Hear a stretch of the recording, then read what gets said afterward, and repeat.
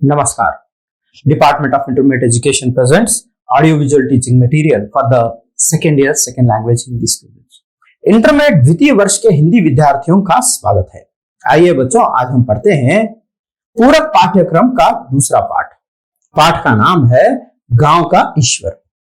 गांव का ईश्वर यह एक एकांकी है और इस एकांकी के एकांकीकार हैं श्री लक्ष्मी नारायण लाल।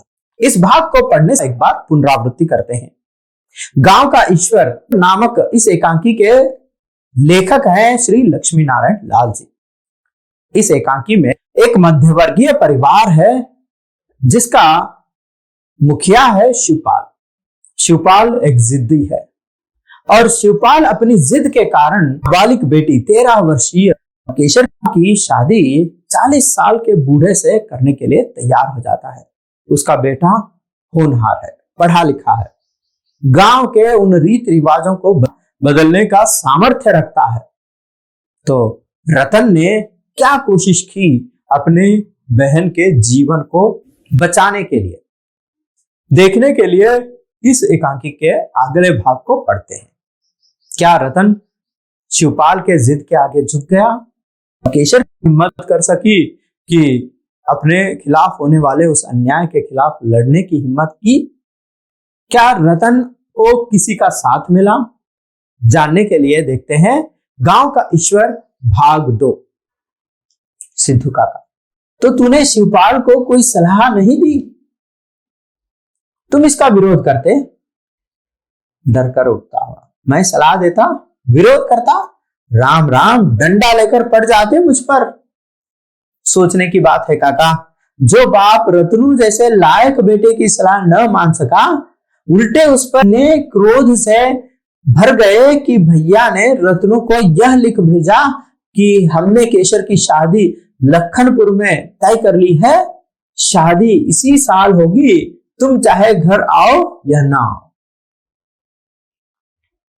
मतलब ये कि अभी तक बिगड़ रहा था बाप की बेटा नहीं आया, बेटा नहीं आया, और किया क्या है, पत्र में साफ साफ लिख दिया है कि मेरी बेटी की शादी है और तुम्हें आने की जरूरत नहीं।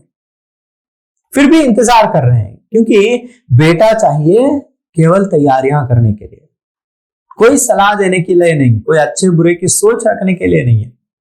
मतलब इस तरह का बाप, इस तरह का जिद, इस तरह का अहंकार, अब जिसके कारण बेचारी केशर जैसी मासूम सी लड़की का जीवन दूभर हो रहा है।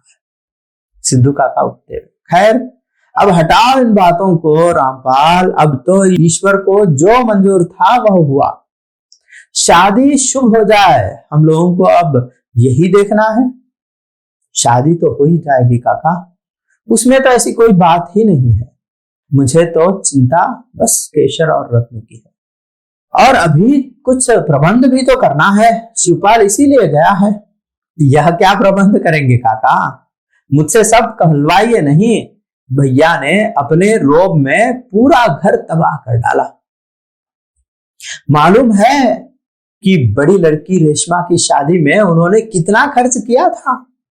भाभी के बदन पर उन्होंने एक भी गहना न रहने दिया, और केशर की शादी, यह सब कुछ रत्नों का रुपया है। और जो अभी प्रबंध करना है, जिसके लिए भैया बड़े रोब से बाहर गए हैं, वह महज दिखावा है। उन्हें यह खूब मालूम है कि रत्नू यह भी सब प्रबंध करके आएगा ही, न आएगा तो वह जाएगा कहां? उसे यह सुक्की रोटी खाने देंगे? और काका, ईश्वर की सौगंध से कहता हूं कि रत्नू तो खुद यह सब होते हुए भी अपने तय ईमान जिम्मेदार इतना लायक है कि क्या कहूं। ईश्वर करे कि पिछड़े हुए गांव में, उजड़े हुए घर घर में रत्नू जैसा रतन पैदा हो काका, बस काका। हाँ काका। सहसा दौड़ता हुआ जतन स्टेज पर आता है। बाराती की तरफ से अपने सब नाते बातें आ गए हैं ना रामपाल? हाँ काका, करीब करीब सभी आ गए हैं, और बाकी आज रात बिरात आ ही जाएंगे। सहसा एक लड़का पृष्ठभूमि में खुशी से चिल्लाता है, रत्नू भैया आ गए, रत्नू भैया आ गए। रामपाल खुशी से कहता है, मैंने कहा था ना काका, मुझे खूब मालूम है कि वह आएगा। हाँ हाँ, क्यों नहीं आएगा, क्यों नहीं। सिद्धू काका, कहो। फिर उसके बाद रतन अंदर आता है और आ गए रतन भैया, रत्नू भैया आ गए रत्नू भैया। कहो, आनंद से था ना बेटा? हाँ बाबा, आप लोगों की कृपा से ठीक ही था। रुककर, यहाँ सब आनंद है ना? हाँ, सब आनंद है, गांव घर परिवार सब आनंद से है। तुम्हारे ही लिए बस चिंता थी, मैं तो आता ही, मेरी क्या चिंता। और सब ठीक है ना? सब इंतजाम ठीक है। सिद्धू काका, हाँ सब ठीक है। इन बच्चों को पहले विदा कर दो रत्नू। फिर बच्चे जिद करने लगते हैं और उनको तरह तरह की मिठाइयां वगैरह जो कुछ लेकर आए वो सब बांटता है और फिर बच्चे खुशी से दौड़ जाते हैं। एक बच्चा कहता है ठुनक कर, रत्नू दादा, हमें गुब्बारा चाहिए, गुब्बारा। फिर दूसरा कहता है, हमें पिपीहरा चाहिए, पिपीहरी। हम तो मूंगफली लेंगे रत्नू भैया। तो रतन सबकी इच्छाओं को पूरा करता है, विदा करता है और पृष्ठभूमि में बच्चे सीटी बजाते हुए सहसा आंगन में माँ का प्रवेश, और माँ के हाथ में शरबत है, शरबत से भरा हुआ लोटा है और गिलास है, और माँ प्रवेश करते करते, बेटा लो शरबत पी लो, मोढ़े पर मतलब स्टूल पर रख देती है और सिद्धू काका की तरफ से वह मुख पर घूंघट ओढ़ लेती है और सिद्धू काका और रामपाल बाहर जाने के लिए तैयार हो जाते हैं। फिर रामपाल, अब तो तुम आ ही गए हो रतन, पानी वानी पियो, फिर बातें होंगी। सिद्धू काका, हाँ, जनवासे में भी सब देखना जरूरी है, हम लोग चले। रतन, काका रुकिए, बढ़कर तेजी से बक्सा खोलता है और मैं आपके लिए कुर्ता सिला कर लाया हूं काका। निकाल कर देते हैं, यह लीजिए। रामपाल, इसकी क्या जरूरत थी? क्या मैं तुम्हारी झंझटों को मैं नहीं जानता? रतन चिंतित होकर एकाएक, यह सब तो चलता ही रहता है, पिताजी कहाँ है काका? मां की ओर उत्सुकता से रतन, क्या पिताजी कहीं बाहर गए हैं? मां स्नेह से ग्लास में शरबत डालते हुए देती है, लो पहले शरबत पी लो, वे आ ही रहे होंगे। कहाँ गए आखिर?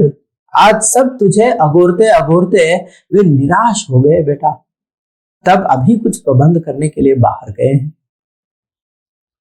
रतन को बुरा लगता है ये देखकर, मुझे अगोरते, अगोरना मतलब इंतजार करना, तो मेरा इंतजार करते हुए दुख से। लेकिन मां, उन्होंने तो कुछ साफ फटकार कर लिख दिया था कि तुम मेरी बेटी की शादी में मत आना, फिर वे मेरा इंतजार क्यों कर रहे थे? वे ऐसे ही हैं बेटा, उनकी बातों पर मत जाओ। तो जो कुछ बाकी है क्या पिताजी प्रबंध कर लेंगे? क्या बात करते हो बेटा, ऐसा बुरा जमाना आया है कि उधार पीढ़ी को कौन कहे, कोई ले दे कर भी कुछ सहायता नहीं करता। मुझे तो प्रबंध करना ही था। बक्सा खोलकर मां को सहेजते हुए चारपाई पर रख देता है। यह रुपया है और यह तुम्हारे पहनने के लिए साड़ी है, यह पांव पूजने की चुनरी है, यह समधी का जोड़ा है और यह दूल्हे का कपड़ा है, यह बिहौती चुनरी है, ये 4 साड़ियां हैं, ये एक काकी के लिए, एक बुआ के लिए, एक सुहाग ढकने के लिए, और यह मामी को दे देना। और हाँ, पहाड़पुर में मामा की लड़की सीता भी आई है ना, उसे तो यह दुपट्टा दे देना। उसकी बड़ी साध मतलब जिद दुपट्टे के लिए मैं लेता आया, और बाकी सब सामान सहित यह पूरा बक्सा केशर के लिए, कपड़ा लत्ता शीशा कंघी सब कुछ है इसमें।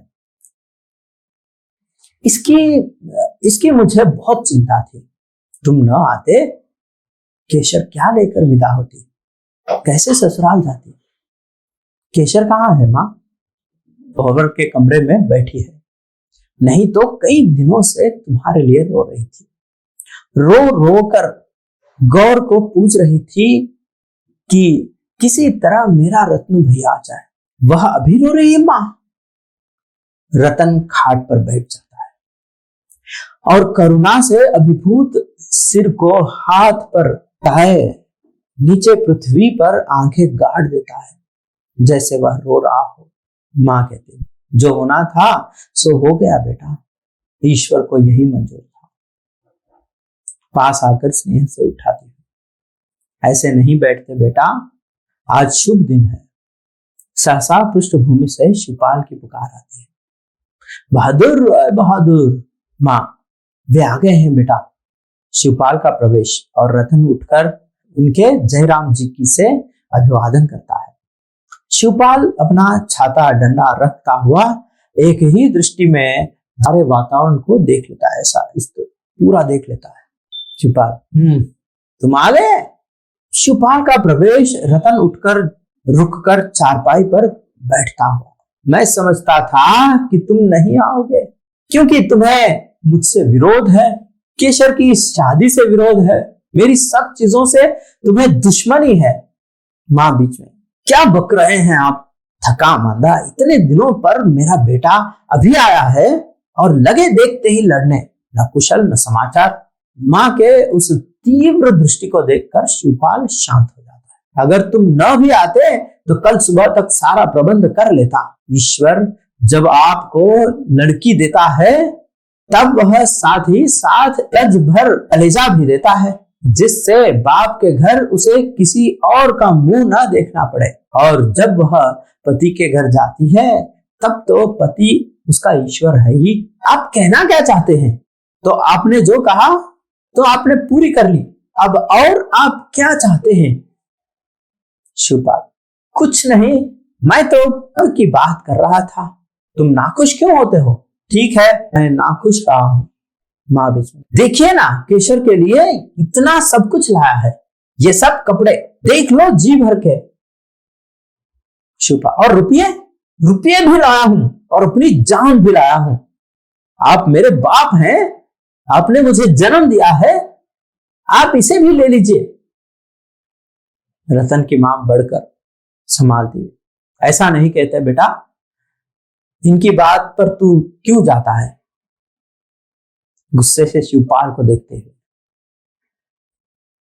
सब चुप हो जाते हैं। मां फिर कपड़ों सहित अंदर चली जाती है। क्षण भर के बाद जतन प्रवेश करता है। ओहो रतन भैया, राम राम। राम राम भाई, कहो आनंद से तो था ना? हाँ, रुक कर काका, बारात आएगी, चलो बाहर इंतजाम को देखते हैं। शिवपाल उठता हुआ, अच्छा। दोनों का शान क्षण भर भीतर मां, फिर उसके बाद मां, कपड़े बदल लो बेटा, आओ आंगन में चलो, मैं तुम्हारे पैर धो दूं, तुम थके होंगे। नहीं, सब ठीक है मां, केशर को जरा यहां भेज दो, यह विदाई का बक्सा, मैं उसे सहेज दूं। मां भीतर जाती है।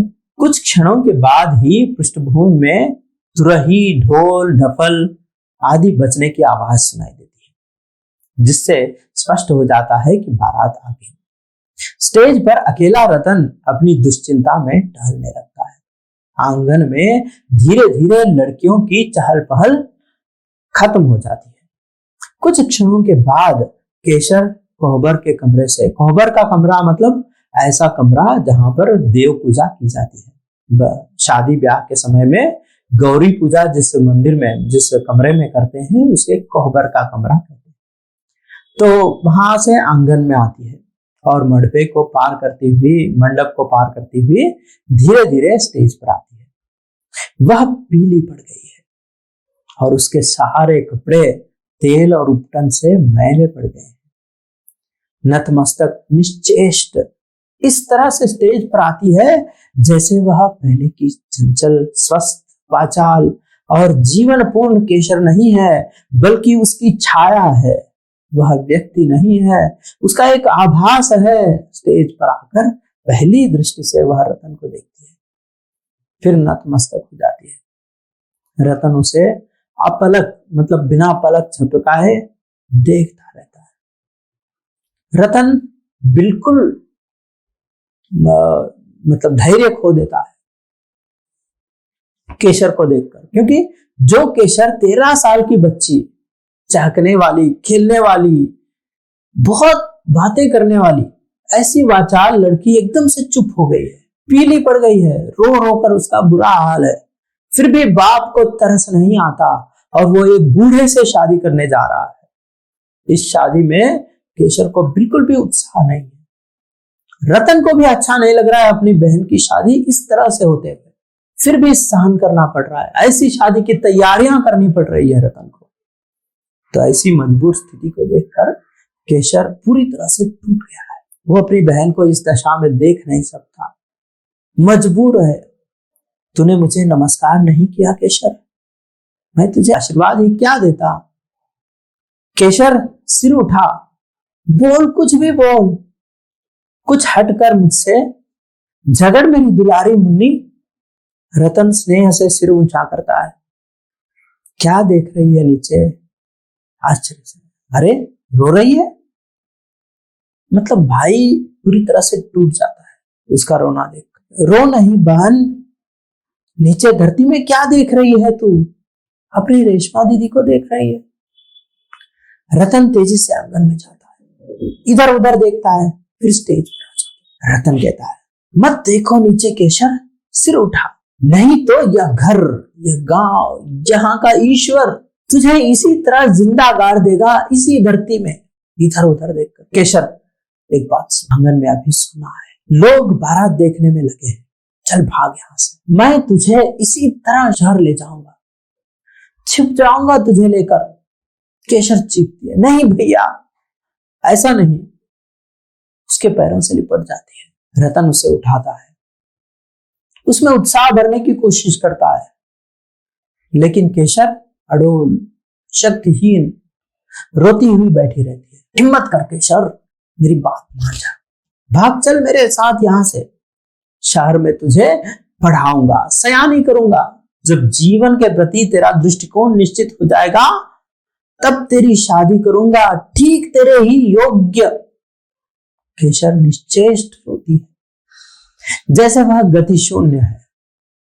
वह जहां बैठी है वहां से उठना नहीं चाहती। रतन उसे देखता है और अपनी खाली मुट्ठी खींच कर रह जाता है। फिर वह हार कर बक्सा उठाता है और चारपाई पर रख कर उसे खोल देता है। बक्सा खोलकर, तेरा क्या दोष है केशर? तेरे जन्म ही से तो यह सिखाया गया है कि ईश्वर ने भाग्य में जिस पति को लिखा था वह मिला, अब दूसरा कैसे हो सकता है? ठीक है ना केशर, अब तो बोल। अच्छा इधर देख, मैं तेरे लिए यह सामान लाया हूं, यह तेरी विदाई का बक्सा है ना, देख केशर, मेरी ओर देख। केशर थोड़ा सा सिर उठाती है और फिर नीचे गिरा लेती है। ये 2 रेशमी साड़ियां हैं, ये 4 साड़ियां हैं। यह बड़ी समधिन को देखकर उसके पैर छूना, और यह तेरे सुहाग की साड़ी है। यह 12 गजी लहंगा है, यह दुपट्टा है, और इसे पहनकर तू ढोलक पर गीत गाना। यह तेरा लाल चुनरी है, इसे पहनकर तू कोहबर में जाना। फिर रुक कर, इसे भी देख केशर, यह तेरा कपड़ा है, यह कोरा कपड़ा है, आधा थान। चल केशर, भाग चल, यहां से चल। केशर सिसकती हुई, नहीं भैया नहीं। रतन पीड़ा से, तो क्या तुझे यह मंजूर है? यह कफन मंजूर है तुझे? नहीं नहीं नहीं, ऐसे नहीं होगा केशर, चल तू मेरे साथ निकल, तेरा कुछ ना बिगड़ेगा, मैं तेरा रत्नो भैया हूं ना। लेकिन केशर उसी तरह से अडोल सी रोती हुई बैठी रहती है। रतन, अच्छा इसे केशर संभाल कर रख ले। केशर सहसा पृष्ठभूमि में लड़कियों के हंसने की आवाज उभरती है और रतन एकाएक केशर को देखकर रो पड़ता है, और एक ही दृष्टि में वह सब चीजों को एक बार देखकर धीरे से बाईं ओर से बाहर निकल जाता है। केशर उसी तरह से बैठी रहती है। आंगन में मां प्रवेश करती है। रतन कहाँ है केशर? सिर उठा, भैया कहीं चले गए क्या? यही तो थे अभी। केशर आंख पोंछती हुई उठ खड़ी हो जाती है और इधर उधर देखने लगती है। तो विकलता से, दुख से मेरा रत्न कहाँ गया? केशर सिसकती हुई आंगन में चली जाती है। माँ उसके पीछे पीछे जाती है और पृष्ठभूमि में पुकारने लगता है, रतन, वो रतन। सहसा स्टेज पर शिवपाल आता है। वह भी रतन को पूछता है। माँ आकर शिवपाल से पूछती है कि कमरे के भीतर दरवाजे पर फिर घर की औरतें आश्चर्य से खड़ी हो जाती है। सिद्धू काका आते हैं। शिवपाल कहते हैं, रतन न जाने कहां चला गया है काका। आश्चर्य से सिद्धू काका, चला गया? शहर वापस चला गया? अरे! मां रो पड़ती है। स्टेज का प्रकाश एकाएक धुंधला हुआ हो जाता है। क्षण भर के बाद फिर एक क्षण में प्रकाश होता है, जिसमें हम देखते हैं कि शिवपाल सब बिखरे कपड़ों को बक्से में रख रहे हैं और क्रोध से कह रहे हैं, जाने दो बेईमान को, जो चला गया तो क्या हुआ? ईश्वर मालिक है, शादी उसके बिना थोड़ी ही रुकेगी। शेष लोग आश्चर्य से, दुख से एक दूसरे को देखते ही रह जाते हैं और धीरे धीरे पर्दा गिरता। तो यह है एकांकी गांव का ईश्वर। इस एकांकी में एक भाई अपनी बहन के लिए अंत में एक तोहफा देता है, क्योंकि यह तोहफा जो था वो सफेद कपड़ा। वैसे सफेद कपड़ा कफन होता है। मौत। क्या एक भाई अपनी बहन को शादी के दिन मौत का कपड़ा दे सकता है क्या? नहीं। रतन जैसा बेटा बिल्कुल भी नहीं। फिर भी यहां पर देने की कोशिश करता है, क्योंकि उसे मालूम है कि यह शादी नहीं, यह मौत है। 13 साल की लड़की की शादी 40 साल के तिहाजू लड़के से, बूढ़े से कर देना उसके लिए कोई खुशी की बात नहीं है। इसमें उत्सव कैसे मना सकते हैं?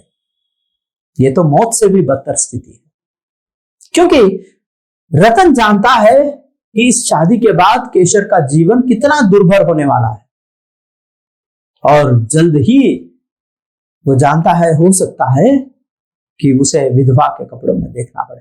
तो ऐसी दुस्थिति किसी भाई को ना। तो इस एकांकी के माध्यम से मध्यवर्गीय परिवार में जिस तरह से जिद के कारण शादियां होती हैं और भगवान के नाम पर, किस्मत के नाम पर बेमेल शादियों को कर देते हैं।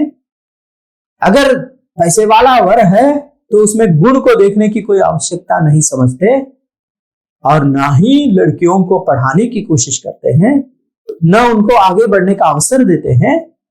तो ऐसी दुस्थिति का लक्ष्मी नारायण लाल ने अद्भुत चित्रण किया है। ऐसा मतलब शक्तिशाली, ऐसा एकांकी जिसे देखकर परिवर्तन आ जाए। तो एक बार देखेंगे कि एकांकियों के तत्व क्या होते हैं। एकांकी तत्व मतलब एकांकी किन चीजों से बनती है। एकांकी लिखने के लिए एक कथावस्तु की आवश्यकता होती है, जो कि इसमें अद्भुत कथावस्तु है। चरित्र चित्रण, एक एक पात्र का अपना चरित्र होता है, तो पात्र के अनुसार जिस तरह से चरित्र है उस चरित्र को देख सकते हैं। और संवाद योजना, अद्भुत संवाद योजना है अपने पात्र के अनुसार। परिवेश, गांव का परिवेश है और वहां का जीवन पूरी तरह से देख सकते हैं। भाषा शैली, पात्रानुकूल भाषा। सिद्धू काका की भाषा अलग है, जतन की भाषा अलग है, रतन की भाषा अलग है। पात्रानुकूल अद्भुत भाषा का प्रयोग। और इस एकांकी का उद्देश्य है, इस एकांकी का उद्देश्य यह है कि लेखक बताना चाहते हैं कि बेमेल शादियां नहीं करनी है, बाल विवाह नहीं करना है। बाल विवाह से लड़की के जीवन में क्या दुख हो सकता है उसका रतन के इन अंतिम डायलॉग्स में हम लोग देख सकते हैं। तो पढ़ना लिखना, लड़कियों को पढ़ाना क्यों जरूरी है इसके बारे में, और देहातों में जो जिद करते हैं उस जिद का भी इसमें अद्भुत चित्रण किया गया है। तो ये कहानी का उद्देश्य बहुत अच्छा है।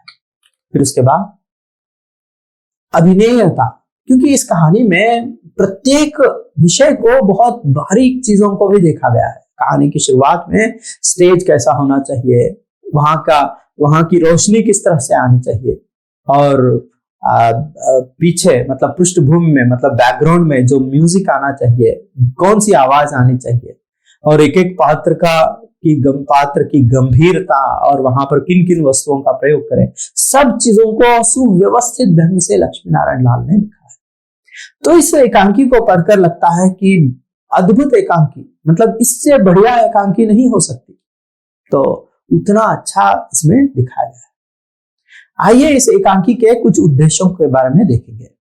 इस एकांकी में गांव के मध्यवर्गीय परिवार के जीवन के यथार्थ को चित्रित किया गया और इसमें बताया गया है कि भारत के गांव में नई चेतना का प्रवेश तो हुआ है, परंतु पुरानी पीढ़ी उसे स्वीकार करने को तैयार नहीं। तो यह बताया गया है कि आज भी मध्य वर्ग के परिवारों में लड़की की शादी एक समस्या है। जब किसी लड़की की शादी होती है तो उसकी मर्जी का कोई ख्याल नहीं रखा जाता, केवल संपत्ति को ही शादी की योग्यता समझी जाती है। लड़की के माता पिता उसकी शादी जल्द से जल्द कर देना चाहते हैं, इसी को अपनी जिम्मेदारी समझते हैं और इसी जल्दबाजी में उसके भविष्य को नष्ट कर देते हैं और अपनी इस भूल को ईश्वर की मर्जी कहकर छिपा देते हैं। न लड़कियों को पढ़ने देते हैं और न उसे अपनी मर्जी से कोई काम करने का अवसर ही देते हैं। इसमें रतन आधुनिक पीढ़ी का प्रतीक है तो शिवपाल सिद्धू काका पुरानी पीढ़ी के। रतन अपनी बहन को पढ़ाना चाहता है, जब वह शादी के लायक हो जाए तब उसकी शादी योग्य वर से कराना चाहता है। शिवपाल अपनी जिद के कारण ईश्वर के जीवन को नष्ट करने पर तुला है। इस एकांकी में से प्रश्न 4 अंकों के लिए पूछे जाते हैं। रतन कौन है, उसके बारे में 3-4 वाक्य लिखिए। गांव का ईश्वर नामक एकांकी में रतन शिवपाल का बड़ा बेटा है। वह एक पढ़ा लिखा युवक है। वह शहर में नौकरी करता है, घर की सारी जिम्मेदारियों को निभाता है। वह आधुनिक विचारों वाला लड़का है। वह बाल विवाह का विरोध करता है और लड़कियों की पढ़ाई का समर्थन करता है। सारे गांव के लड़कों के लिए वह एक आदर्श है, इसलिए लेखक रतन को ही गांव का ईश्वर कहते हैं। दूसरा प्रश्न, गांव का ईश्वर एकांकी का उद्देश्य क्या है? गांव का ईश्वर एकांकी का उद्देश्य गांव में फैली अशिक्षा, बेमेल विवाह, लड़कियों को समान अधिकार न देना आदि समस्याओं को उजागर करना है। इसमें ग्रामीण प्रांत में अशिक्षा के कारण होने वाले दुष्परिणामों को बताया गया है और यह बताया गया है कि रतन की तरह पढ़े लिखे युवकों को गांव में फैली बुराइयों को मिटाने का निरंतर प्रयत्न करना चाहिए। तो यह इस एकांकी का उद्देश्य है। तो अगली कक्षा में फिर मिलेंगे किसी नए पाठ के साथ। तब तक के लिए धन्यवाद।